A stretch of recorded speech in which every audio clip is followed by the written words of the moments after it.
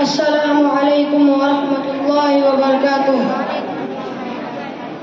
اے خاک وطن اب تو وفاؤں کا صلہ دے، میں ٹوٹتی سانسوں کی فصیلوں پہ کھڑا ہوں۔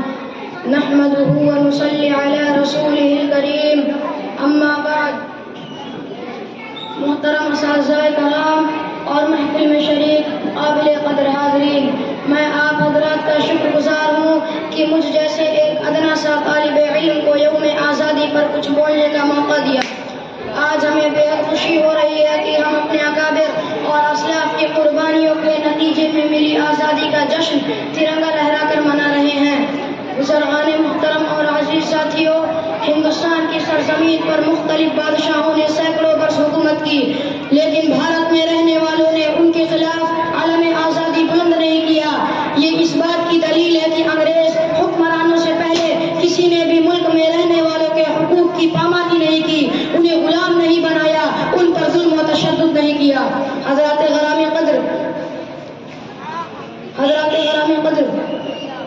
ایک وقت ملک پر وابی آیا کہ تن کے گورے اور من کے کالے وہ انگریز ایسٹ انڈیا کمپنی قائم کرنے کے بہانے ہندوستان کی سرزمین پر قبضہ کر کے ہندوستانیوں کو غلام بنایا، ان پر ظلم و ستم اور ناانصافی کا بازار غرم کیا اور اس ملک کے باشندوں کا جینا حرام کر دیا۔ تو ایسے وقت میں سب سے پہلے نواب سراج الدولہ نے پلاسی کے میدان میں انگریزوں سے جنگ لڑی، لیکن میر جعفر اور اس کی ساتھیوں کی غداری کی وجہ سے نواب سراج الدولہ کو شکست ہوئی اور انگریز بہار اور بنگال پر قابض ہو گئے۔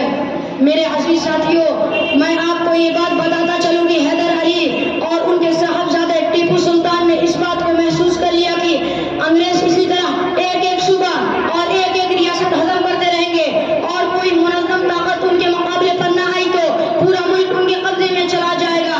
چنانچہ انہوں نے انگریزوں کے خلاف جنگ کے محاذ کھول دیے۔ ٹیپو سلطان کی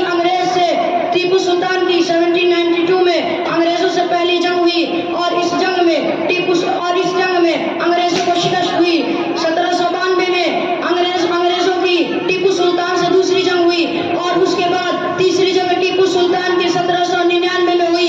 یہاں پر بھی غداری ہوئی اور جنوبی ہند کے امراء انگریزوں کے ساتھ مل گئے اور اس طرح یہ جیتی ہوئی جنگ شکست میں تبدیل ہو گئی اور اسی جنگ میں ٹیپو سلطان رحمۃ اللہ علیہ شہید ہوئے۔